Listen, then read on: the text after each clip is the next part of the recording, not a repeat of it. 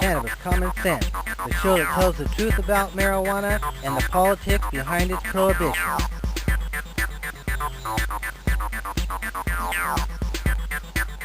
Hello and welcome to another exciting edition of Cannabis Common Sense.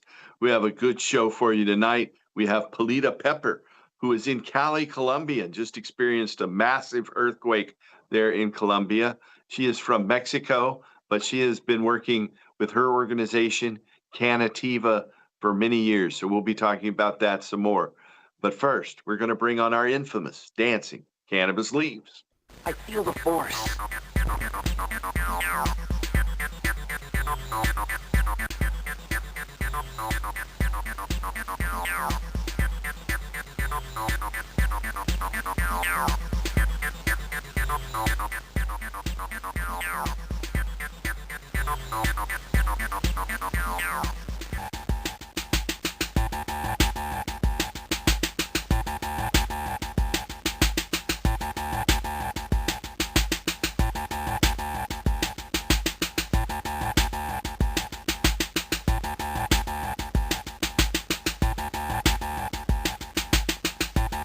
Well, there they are. Now, if you are a loved one, need help finding a doctor to recommend medical marijuana, if you or they have a qualifying condition, we'll be more than happy to help you locate a doctor in your community anywhere in the United States. You can call us here at 503-235-4606. That's 503-235-4606. But without further ado, here's our interview. Keep working to restore hemp.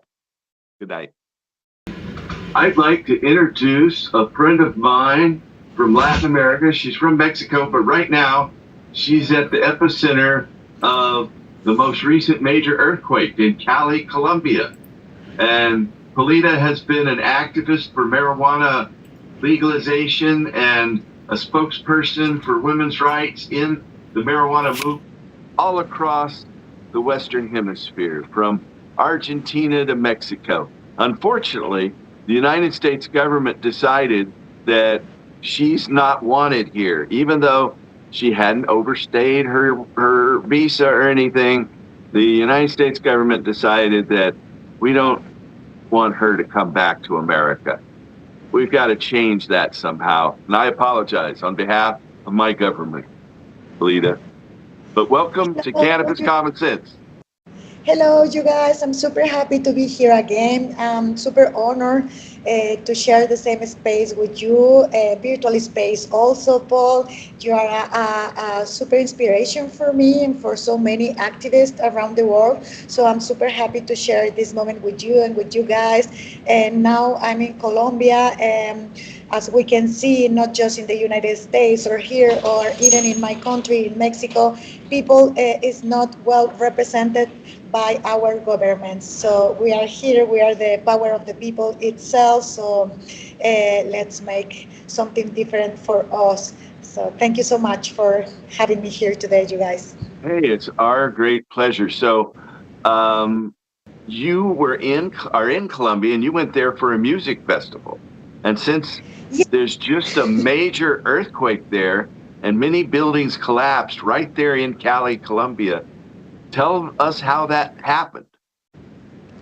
It's crazy. I just it's when that kind of things happen, you just remember that we are nothing in the earth, in the power of the nature. It's a power, the power itself. So I came here to spend my holiday week with my friends. We got the plane ticket since February because this year is the 30th anniversary of the Petronio, which is a music from the Pacific music from Colombia. So it's a huge salsa sing Pacific music, which is a specific regional music from here from Colombia, and it's a huge. It's like a carnival. Were you there when the earthquake struck? Yeah. So I arrived the night before. And so when we wake up. How long did the shaking last? Well, officially 90 seconds. Like the way you feel it is like forever. Yeah. Like you feel it seemed like a lot longer. a lot longer because it's the suddenly the earth start to move, and then you can see how the buildings are breaking down, and windows are exploding, and everything is moving, and you are trying to get your clothes to go to the street because this is in the, I don't know, 4 to 6 in the morning, so you are sleeping, and then it's really 90 seconds, but it just feels like forever. Yeah. I know you were from Mexico City and you've experienced some earthquakes there. I know a few years ago you organized an event at it's Puerto Verde village, the village built around buildings that had collapsed during the an earthquake there, I think in '68.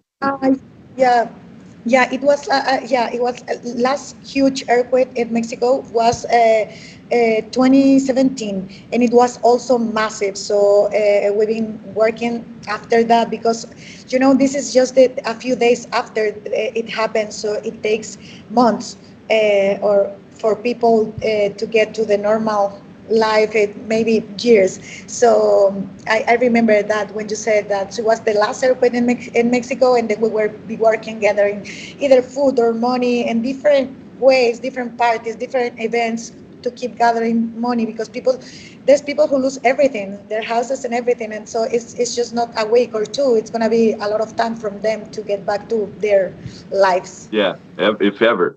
Yeah, there was a space built around a collapsed building there in Mexico City, and we went Yeah, into a dome and had a cannabis event. Is that Puerto Verde? Am I remembering that? it's Puerto Roma Verde. You're Ah, right. Yeah, Puerto Roma you're having Verde. your yeah, you have the conference there with the other speakers, and a Yeah, lot of people came to see you guys, and it was amazing. I remember that. It was a beautiful time. but it's built up and around an area where they didn't completely clean up the Yeah, destruction from an so earlier earthquake. that space, you're right. They took the space, the earthquake before the one I'm talking. It was 18, no, 1984. 84 for what that huge, even bigger than this, and even bigger than the last one in Mexico. It was like a massive, so 90 point something. Richter scale the earthquake. So that space, the people took the space and keep using it as urban green space in the Yeah, city. they And had organic gardening and housing and a meeting everything. area Yeah, it's a beautiful green space in Mexico City, and they have it since the that time, the first earthquake back in the '80s. in my life. I mean, there's been so many others, right? But the Right. first one, like huge one in my life. So you had some experience in this before. Where I live in Oregon, we're in the Pacific Northwest, and we've had a Yeah. few little earthquakes while I've been here, but nothing major. They say that we're due for a huge earthquake, like the 8.5 or 9 point earthquake that hits here periodically. So we've been in preparation, but I don't hope I'm not around to see that when it happens. Yeah. I Yeah, hope people. it's just good to be prepared. Since I'm a Mexican, we got some earthquake education since we are schools and everything.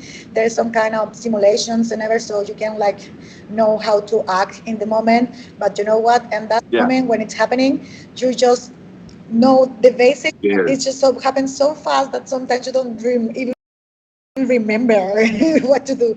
Right. But it's good to be Be prepared. trained. Yeah, that's Be true. prepared. Every little bit Yes. helps. So you were there Yeah. for a music festival. I know you were in Argentina recently. I saw. Tell us about some of the cannabis events you've spoken at in the past year. Yeah, so it's been happening. It's been moving so slow and so fast at the very same time. The scene in Latin American scene. I know you know because you are gathering us ever since 2016 when we met in Colombia, and then we have all this hope that this cannabis industry it's gonna happen tomorrow, and we're gonna have the legalization everywhere. We wanna be free and able to work, and this industry is flowering. So we start with this hope, and then the things are slow. A lot of the not representing us well, not just in cannabis industry, as in so many areas in our lives. So what it's been happening the recent years, it's Argentina has before the Milei government, they already had the cannabis law, which it came out faster than any other Latin American cannabis related law. So it was really fast. They get the legalization for cannabis clubs, which is cool because this, and also for they get the law for start to develop a cannabis industry. But then, and it's happening. I mean, it's happening. But the situation in Argentina with the change of the government, it's making it slow and harder because not so many people went in anything in Argentina right now. But people who is related to the cannabis industry, it's been trying to making it happening besides their own government, which is not good for them right now. So last year I've been to the Argentina cannabis fair. They have to change the place they used to do it before because the inflation make it just impossible to keep the same place. But you can what is really interesting for me is that you can see a national industry in Argentina that it's like surviving to their own political crisis, and it's keep going, not as faster as it should be because they have the law for do everything, but they are keeping the national industry besides and through their own political crisis. Also, then we went to Brazil. In Brazil, amigo, it's huge, it's massive. There's a lot of people. It's a huge market, and they also got the law, so they have medicinal access. You can have it through importation, but also you can have your medicine through the cannabis medicinal clubs. So if you are able to have the right space and the right condition that the law allowed you, you can have your own club, and you can have as many number of patients you can provide. So it's been open a lot also, and everybody is saying that it's gonna be one of the most important markets in the world. Let's see, because Brazil itself it's a huge market. There are 200 million people, so it's huge itself. Yeah. And then They've got medicinal now, though. I knew there were some events happening, but I didn't, since I've been there, I haven't kept up to date. But I've noticed you've been there a few times. And then yeah, a friend of ours who went with us up to the Pinal in Colombia there, he's from Brazil. yeah. So in Colombia, what I can tell now that is not that huge a fervency that when we've been there here we've been here together. It's not the same excitement. It's not the same. It's everything. It's happening slowly. So last thing they approved here in Colombia is that you can get flowers in the pharmacy. There's just because before when we were here together, you can have just not flower itself. You can have like the oils and other medicinal presentation of the plant, but not flowers itself. So this is being allowed recently, and it's slowly, happening. I I noticed think, the fellow who put on the event that first brought me to Colombia, where we first met, Expo Mediweed in Medellin, that he has opened a green market pharmacy, I believe, there in Medellin, but he's not doing the Expo Mediweed anymore.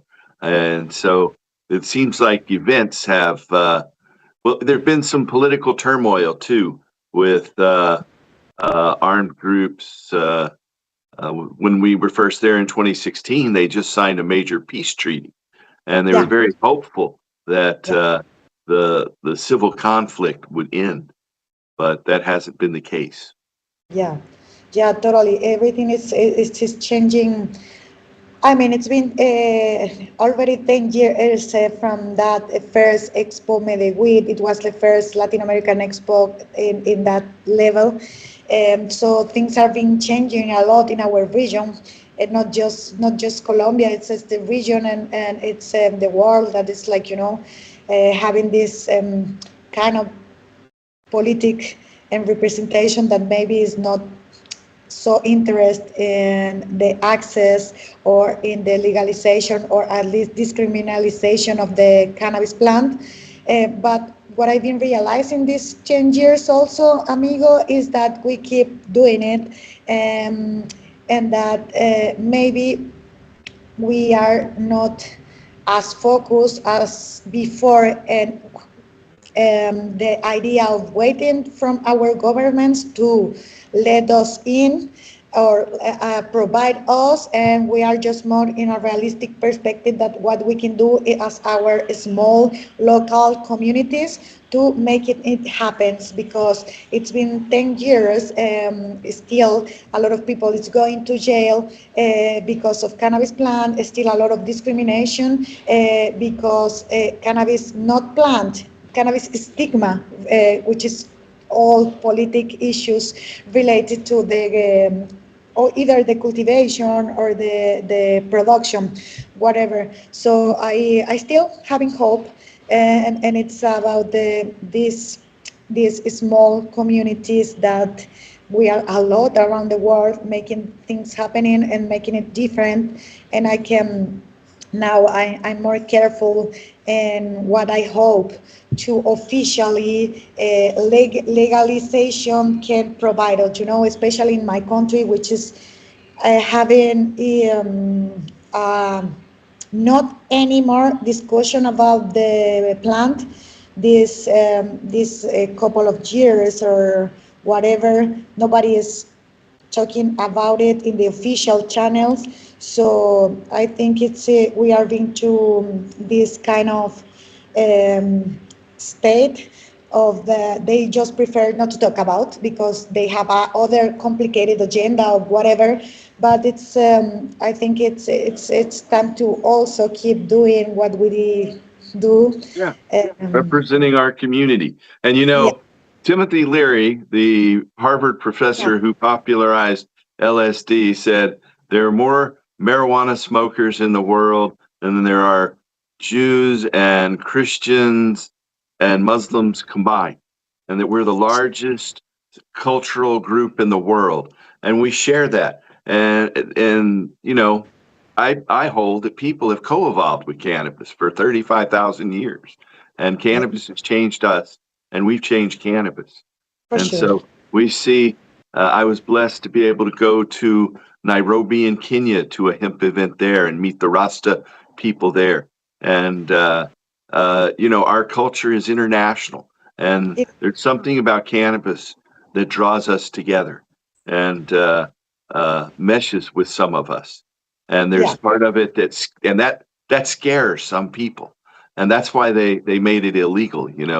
Is because, well, as a late lawyer said, the petrochemical, pharmaceutical, military, industrial, transnational, corporate elite, fascist sons of a bitches made this law so they could concentrate wealth in their hands through the petrochemical industries and the pharmaceutical industries. And that is really the key to this. And we've seen here in the United States that the corporate interests have really dominated the markets in state by state. It might open up one way, but they twist it and they put in the laws that help them rather than us in many, many cases. And so the fight continues. yeah, There in Mexico City, I was also blessed to go down to the area in front of the Senate where they were growing cannabis for a few years. Tell us how it developed there in Mexico, your home, even though you're in Colombia now, you're from Mexico City. And the Supreme Court of Mexico said that using cannabis is a constitutional right in development of our personalities. And Yeah, they ordered the legislature to um, legalize cannabis. And you and I spoke at an event there in we would call it the House of Representatives here in the United States. There it was what's the name of that house? It's not the Senate. it was in the we've been in this also. Yeah, the one that just the Senate and also the camera, the deputies camera also. Yeah, And Camera yeah, we've been. del Delegados or something. Yeah, that was so exciting. So officially, Mexico, like Supreme Court of Mexico, the Supreme Justice Supreme Court of Mexico, they declare officially that the marijuana prohibition it's not constitutional. But and they say you guys from the guys who made the laws, you guys deputies and senators, and you guys have to talk between you each other, and then you have to do a law, a cannabis law, because we said this is not constitutional. But what happened, my dear Paul? Nothing.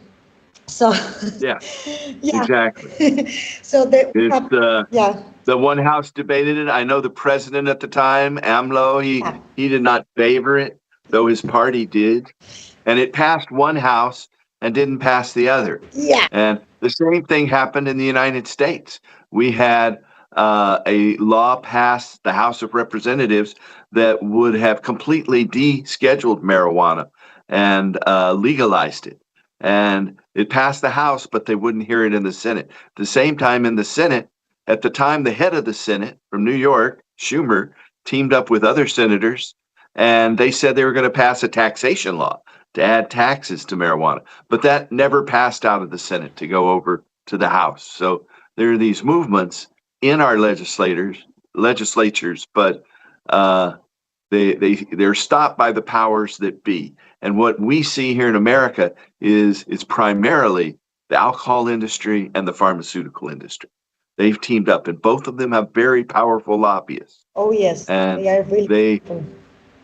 they keep stopping it because less people will use alcohol if marijuana is legal. For sure. Less people will use all the other drugs if Yeah. marijuana is free.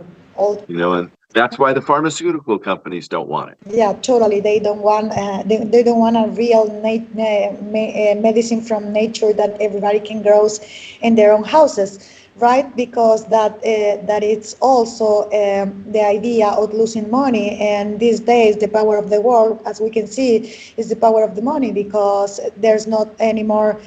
Sometimes when I think in the world we live, the state, the democratic state itself, it's just an idea because sometimes just it's the power from one or two or three men who decide the destiny of the entire population. So. With the cannabis plant, it's been not different at all. So the same thing happens to Mexico. Before was the thing that you are telling us that when it was the law, it was completely ready, and it was not the best of the laws as any law can be. It was at least a law, but then the president didn't sign it, and then it came back. After that, when the Supreme Court of Mexico said, you guys, the prohibition is not constitutional anymore, and then after that moment, they supposed to start to write a new law because we have that statement from the Supreme Court. But that doesn't happen yet. And this is an historical issue that we never had before with other laws. So there's not like a legal or whatever mechanism to force them to write a law in that time. So we are still waiting the law. There's not law initiative besides one from Erika Santana, which is a deputy, and she is trying to move this law proposal, but it's not about adult use of cannabis. It's more related with the industrial use of the plant. So it's the only thing that is happening the last couple of years in order to move something. you know. But that law is being they are taking their time to see, take a look at the law and then vote and whatever. But it's the only recently new I have about cannabis related topics in the legalization in Mexico. Other, in the other hand, there's not in the public debate anymore. If you see like the political agenda, in the news, in the our representatives, our deputies, the senator, nobody is talking about cannabis anymore. So I hope we can put it back in the agenda, so they have the social pressure to make a law. We are for the Yeah. last 5 or 6 years waiting for a law. Well, they have these rules around the use of cannabis by adults, and it's primarily been implemented to stop the use of hemp in industry, because the people who own the wood-based paper and the timberlands don't want to see their assets devalued, because hemp makes a much better and stronger product when it comes to wood. Hemp wood is actually stronger it's made with the whole hemp fiber. It's stronger than any wood. It's stronger than mahogany, oak, and it's actually almost as hard as steel. If you do a web search about the hardness of materials, whole hemp stalk wood is right below steel. And so it makes a very powerful lumber. And there's one company here in America, there's several companies working on it, but one in particular stands out in Kentucky. It's called Hemp Wood. People Yeah, can look it up at hempwood.com. yeah, And they make flooring, tables, eyeglass frames, picture frames, and their business is booming and growing as fast as it can. But most people haven't heard of it. Really, because hemp is so strong, their it, flooring business is what's really taking off for them. Then we have hempcrete from the stalk, yeah, and hemp plastic. Hemp plastic mixed with cornstarch is biodegradable. It yeah, turns right into dirt in just a few days, you know? So it can solve these pollution problems. It can solve the deforestation problems. The seed protein can solve world hunger. And the energy source can help us reach a balance and quit pumping carbon into the atmosphere if we're using hemp oil from the seed. And that's the most productive plant oil.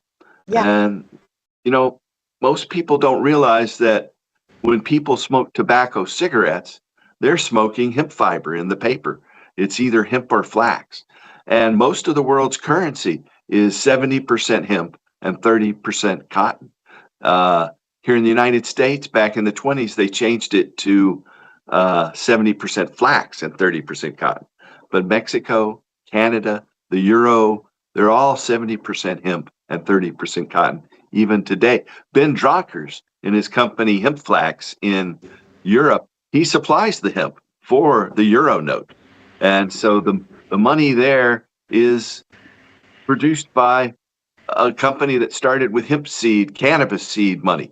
Hemp Flax. Ben Dronkers said he lost $1 million a year for 20 years before he started making money. wow, But he's still doing it. Now his company is going strong. He could finance that because he was selling marijuana seeds from Cincy Seeds being his business. But it's really just about money and power. And, they can twist us every which way and divide us with, different propaganda. But tell us about your organization. You've been working at this your whole life as well. yeah.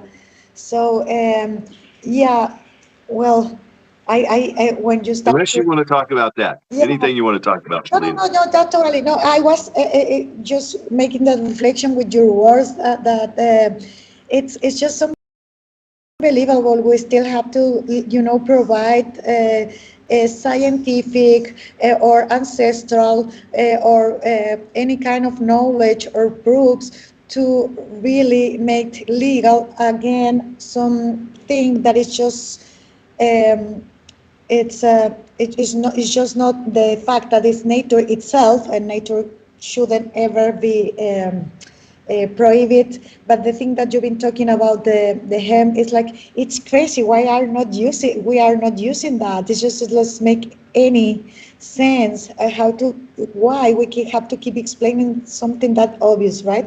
But well, talking about explaining obvious things, I can talk about my organization. So Canativa, it's a non-profit um, educational platform in Mexico. We and Nico from Brazil founded back in 2014, so it's been 12 years ago already. Mostly what we do is to take the scientific information or legal information on any kind of information we can gather, make the translation between that scientific or legal or other kind of more other kind of knowledge, and bring it to an easy and practical way to the most people we can get. So for the last 12 years, we've been doing either workshop and classes and educational platform in so many ways, either videos or going to the fields to start to compost or whatever kind of courses related with cannabis plant, but also I don't know how to say that in English, but it's enteógenos, the word in Spanish, which is maybe something like entheogens in English. So we are also working to the entheogenics medicines. So we also try to keep people on day from the ancestral knowledge of the mushrooms, or either the peyote, which is in our territory, or other kind of earth medicines like ayahuasca, or all these kind of earth medicines. Plant medicine. Yeah.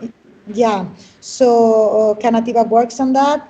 Lately, we've been, I don't know, this is a kind of social media communication, and the rhythm, that it's just been so much for us. So we keep like doing it as our own time, because we are a non-profit organization, and so we can produce daily content and daily courses and whatever. But we still doing it since 12 years ago, and we keep going. It's not been the best of the years this year and last years on the cannabis education online. I think there's the people are interested in other things. They are diversifying their interest. So we are now also, besides cannabis, using doing some mushroom related education and some other medicines education. So we are adapting us also to these crazy times. I know you've been to, Uruguay was the first country that first decriminalized and tried to legalize cannabis.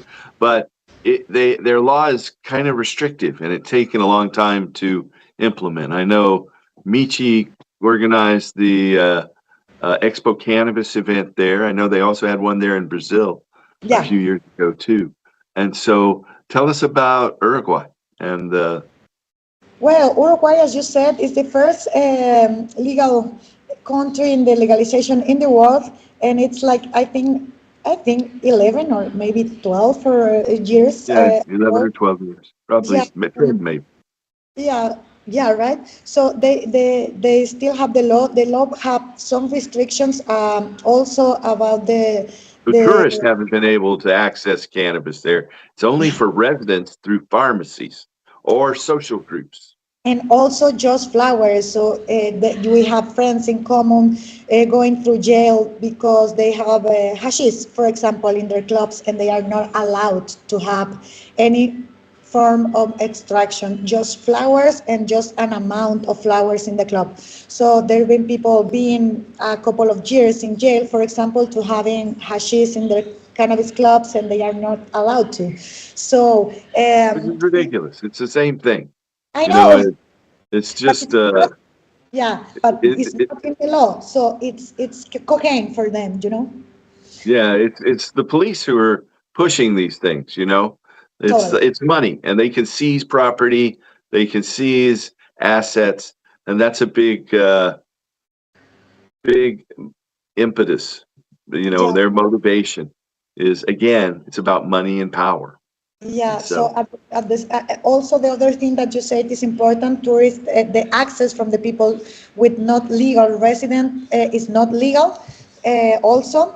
And other reality of Uruguay is that in all this decade, more than a decade, the state, which is the pharmacies, they are not able itself to produce the right amount of medicine for their populations. So, in the clubs, the limitation of numbers and also the amount of flowers they can produce yearly. So, and it's not easy to have the money to start the club, and there's so many issues, but they still having a proper different ways of access. You can either make your own plant, you can home grow, you can go for your flowers to your own club, or you can get your flowers in the pharmacy. The thing is that you have to pick just one, and you have to let the state know which one is your preference from access. And then if so you, if you grow your own, you can't access the pharmacy or the club. If you go yeah, to the club, you can't grow your own, and you can't. yeah, That's ridiculous. I know. Yeah, yeah, and so do the people. So So this is not changing in 10 years, and even they have the legal right to use and grow and consume. There's so many details that they've been pushing through. I know they've been open more their law for exportation, and CBD or hemp can be have more chances now. Exportation opens a door that other countries want to talk about, but they still have these issues, not from the real access, from their own population, right? yeah, yeah. So let's talk about how you were deported from America. You want It's to, crazy. yeah, you were. Tell us how that happened. Well, I was having a super happy life back there in the mountains. I used to live in North San Juan in Nevada County, which is a beautiful, beautiful, so blessed place in the world. And that was back, and I get deported, and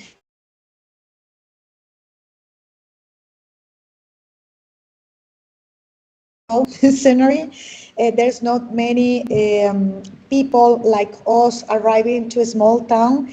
I was with my partner of the time, Nico. He's from Brazil, and I am from Mexico. Our first time in our marijuana adventure in California, we were so happy there. But we've been denounced. Somebody go to the police to say that our friend, which we were working with them, has these Latinos, illegal Latinos in their field working. And that year, it was the third year of us there. Um, he was like totally. We were at the very same time that we came to their lands to see their plants, and to check if everything was legal, but everything was legal, etc. We were traveling around somewhere else, I can remember. And then he was took up all his plants, like 100 plants. They took everything, the plants complete itself. They not cut the plants, they don't take just part or whatever. They took all the plants that he had. He tried to keep it calm so the police can have it us also. But when we were going back from I don't know where airport, I remember we have already been denounced, so they have our names, so we can never get back. We they take us. I remember we were being in Los Angeles, trying to get back to the States because we wasn't there when all this operation and in the garden we work happens. So when we tried to get back there, When you they landed back in Los Angeles at the airport. yeah, totally. From the airport, they took us to custody room, like some kind of. They don't call it jail because it's an immigration place that you are not allowed to do anything. They took out your passport, but it's not jail. So you are just not allowed to get out from there, or have your documents, or have your things. And then we passed through this process with which the police explain us that we are not welcome anymore in America, and we have to go back to our countries. So we've been deported to Mexico. Even Nico is from Brazil. They took us. We just stay in this station, migration station, Yeah, at the airport. at the airport from They Los Angeles. decided that marijuana activists are not wanted in America. Not wanting at all, and they put us back in our countries. They telling us that we cannot be back in 5 years, and then 12 years, no, 7 years. We are past 7 years more than our 5 years or punishment, and we are not able to go back yet. So every year it happens. I miss California and my California friends and everything there. But every year, it happens. I just think it's getting complicated, even Yeah. Well, I more. was just in California for a week, and Yeah, I didn't really check out the cannabis scene. I was there for see family, visit my mom. But we're just north of California, so if I can help you get back to the United States, if you need some sort of sponsor or something, be happy to show you around Oregon. yeah. Oregon I cannabis I is hope. even better Yeah, than California's, and it's cheaper. So I hope you can come and I can show you our waterfalls and our snow-capped mountains and our beautiful Columbia River Gorge, which is right beside us, where our friend is going to go camp here next week. Our producer of the show, Bill. Thank you But so much, Paul. Yeah, I still having some kind of hope that boundaries and all that political issues between our governments and in the world at some point, can be moved. I see the border is getting even more complicated, not just for me, for all kind of people, even even for you. But I really want to go back there, and you're gonna be the first people I visit there if I can back someday. For yeah, sure. well, if I can issue an invitation that helps at all, Yeah, you know, I don't know if an invitation from the Hemp and Cannabis yeah, Foundation I don't know. is going to be that useful, but we, hopefully someday it will be. And Yeah, one of our guests, Michael Kravitz, who has been active in the Veterans Action Council, has been lobbying for many years at the United Nations and the drug body of the United Nations in Vienna. And they have changed cannabis' status at the world level, and that affects international treaties. And so cannabis is no longer on an international level uh, prohibited entirely, can be used medicinally. And so that is starting to have effects on the laws all around the world. And totally. hopefully, we've seen our government say they're going to make it Schedule 3, which isn't ideal. There Yeah, was this bill that so passed the House of Representatives to completely deschedule it. And that's ideal because cannabis has never caused anyone to die from an overdose. Uh, it it's much safer than alcohol yeah, in terms of its use, and so eventually the truth is supposed to set us free. But it takes a lot longer for these political movements than yeah. than uh, than a human lifetime. Unfortunately, so many people are still suffering, like you said, being arrested there in Every, Uruguay. Yeah, yeah. everywhere. Totally. And I have the hope. They can never take us the hope. And also, I think that even if it's not to me in my lifetime to came back, or to us to see things like as we dream, we keep putting the seeds in the earth because it's going to happen. And someday the world it's gonna think in marijuana prohibition, and we will all feel ashamed of what we've been doing to the plant. And at some point, maybe the people after us, they can have the complete freedom that we dream. And even though it's gonna be part of we've been sitting. Yeah. So The I'm plant, our yeah, planet requires this plant for yeah, human yeah, development. Like I said, we've co-evolved with it for, I believe, over 35,000 years. And so when we can allow hemp without these undue regulations, where we can grow it without creating huge licensing problems or legal problems for farmers, we'll see cannabis fiber take over the paper and the building materials industry. We'll see cannabis drugs once again be the predominant drug of choice for fighting cancer, pain, spasms, seizures, and all sorts of different conditions. And we keep working for that. It's a dream. And a lot of our friends didn't even live to see this far. You know, Jack Herer appeared on this show many times, and he didn't yeah, live to see the first legalization laws pass. And yeah. he's kind of an icon with his book here, The Emperor Wears No Clothes. But let's see. So Canativa do you have any upcoming events for Canativa? Well, we're gonna have this event, women's event, next month. We haven't set the day You've had a yet. few women's events, right? There've been several.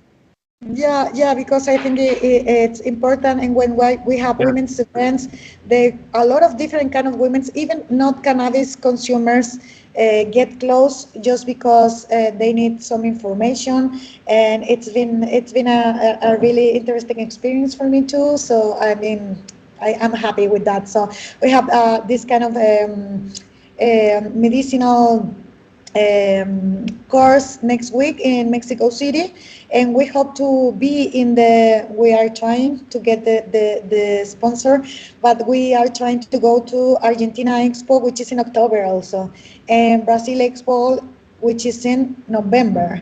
And Uruguay Expo, I know I can make it to all the events, but I'm telling you what is happening, because if Sure. somebody of our community that are listening to us get interest. December, it's the Uruguay Expo also. So Yeah. Yeah. if any of you guys want to come to South America to see the cannabis scene, I think it's important to see and share different knowledge of different territories, so everybody can get richer in knowledge. Yeah. I was blessed to go to the first two Expo Cannabises. Our organization, political organization, the Campaign for the Restoration and Regulation of Hemp, or CRRH, were sponsors for the first two Yeah. Expo Cannabis events there in Uruguay back in I I think it remember. was 2013 and 2014 and 2015. Those were the first two. Yeah, I remember that you've been sponsoring in Latin America so many first events. So and you've been like Are they still doing the Expo Weed in Santiago in Chile? That was the biggest one for a I while. yeah, I think they make it like last year, and the year before they don't do it. And this year I don't know if they are doing it, because it's the same thing that happened with our friend Henry in Colombia, that he been doing it from so many years every year, and if he has so many troubles with it, and he is trying to do it every 2 years now. Oh, I didn't Um, know he was going to continue to try to do it. I know he was doing two events consecutively, one kind of for the political organization and one for more professional and medical Medical purposes. professor, yeah. So Yeah. he stopped for a year because it was not possible, and and I know he is trying to get back in the move, but he's not ready yet, because it's a lot of money in sponsors and whatever, and people in our countries is kind of disappointed of what we've been hoping of the legalization and industry move. So we hope they get back. Yeah. It's And I it's a went to a couple events there. I think it was Fernando who Yeah, owned a local dispensary. He was with you a couple of days ago, I believe. And yeah, he organized the Copa Farallones. Farallone. Yeah, which Yeah, was, we got to judge cannabis there for a few years.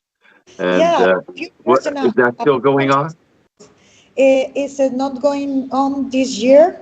I think it's kind of happening kind of everywhere the same thing. They are doing it not every year as we used to, as they are organizing every whenever it can be possible.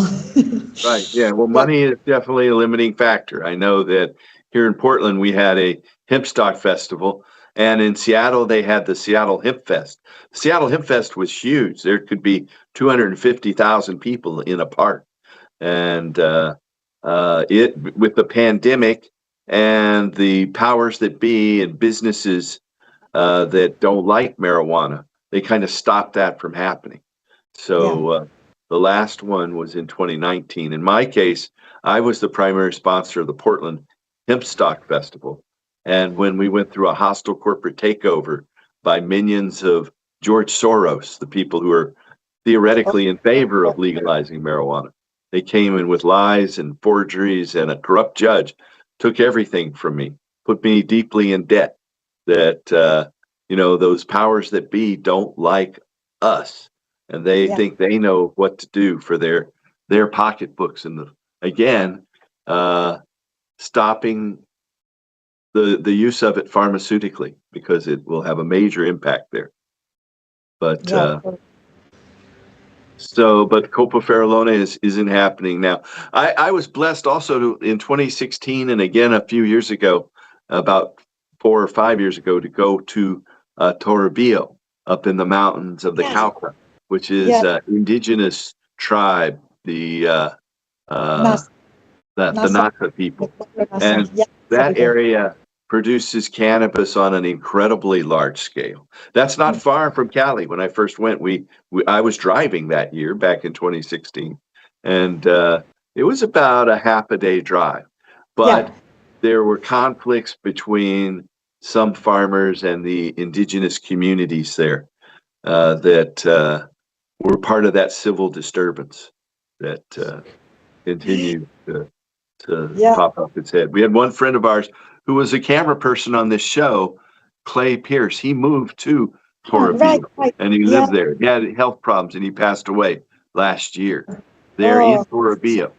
But uh, when I went there 4 or 5 years ago, the NASA people came and did some dances in honor of us coming, and we were trying to work out and develop the hemp industry there.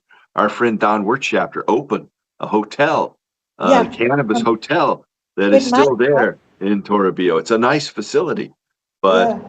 he's been warned not to go there because he was in danger. I was warned 4 or 5 years ago not to go, but I had a team of NASA people kind of guarding me to go to those dances. So, do you get up into the Cauca or So one Rubio? of my plans these days before the earthquake was going there to visit some friends in the same area you are saying, Toribio and all the Cauca zone, but it is not possible because the you know the earthquake have some consequence that we cannot go to so many Yeah, different places roads and and once. bridges. Yeah, When you have totally. an So earthquake of that magnitude, what was it, like a yeah, 7.3 or it was 4? a 4 2 or 4.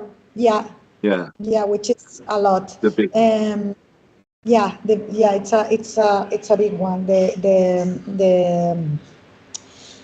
So I think I don't know if it's the higher. It's I don't know if it's the worst in Colombia or there's just one like this, but it's not like usual kind of earthquake here, like anywhere though. Right. But yeah, so I really want to go back as soon as we can. Hope we can come back together to the Cauca to visit the NASA people. They are still producing large scale cannabis. And so other thing about cannabis law that is not well, we are still waiting for some kind of retribution, historical retribution for these historical marijuana communities, which is all the indigenous people, not just from the NASA, also from the Caribe, that area, traditional cannabis growers. There's not anything in the law that works with reparation, which is super important to recognize the legacy of these people, right? So they still doing it in large scale. They are still doing it illegal for the illegal market. Besides some kind of more visibilization that they are having, and also their own community organization that they are keeping asking to their government to be recognized and repaired. They are being, being asking for their government recognize their own legacy and do something legal to their reparation. Nothing is happening really, but they still doing it as we saw at that time. Right. So, how long are you going to be in Colombia? Are you going back to Mexico, or is the airport I'm open? going. Yeah, the airport open, so I'm going back on Sunday back home, which is the day that it's supposed to end the festival I came to see. Right. So this week we will be trying to collaborate here in the city with what they need and whatever thing we can do, because there's also a lot of people like me to come to this huge music festival that gets stuck, and also we are everybody trying to collaborate. But at some point, the people who it's really more experienced and organized and this kind of disaster ask us to stay at home and send some money or food or whatever, because also too many people in the street trying to do everybody at the same time to help, it's chaotic. So we are these days waiting for them to ask the kind of help that need, because there are some places that are over. There's a bunch of people, there's a bunch of water, there's a bunch for hands trying to help, but at sometimes it's so chaotic that they are asking just to we wait until they ask to go to Yeah. some place to How help. how did Fernando shop the UFO? He's the fellow who organized the Copa Farallones. Does his shop Yeah. survive? It didn't collapse? No, the store and their own house are okay. It didn't collapse. Thank goodness for that. We've only got Yeah, about a minute left here, Polita. Is there anything you'd like to say in closing? yeah. I just want to say thank you always, Paul, to Thank having me you. here. You guys always to being the person you are, a great inspiration for us all around the world. And I just so happy to share in any kind of different occasions with you. I'm so happy to be here today. I miss you so much, and I hope this life gathering us so we can do as we do. Thank you so much for being And so thank you. Thank you for inspiration. coming on today and before. And I hope to see you somewhere down the Hempen Road, whether it be Mexico, Colombia. Uh, Let me know. Tell them to invite me, and I will try to come. Totally. Let's All make right. it happen. Thank you so much, Paul. Thank I you. go to Teresa, your kids, and we became growing, amigo. That's Yes. what we are doing. Thank you. And keep working to restore hemp.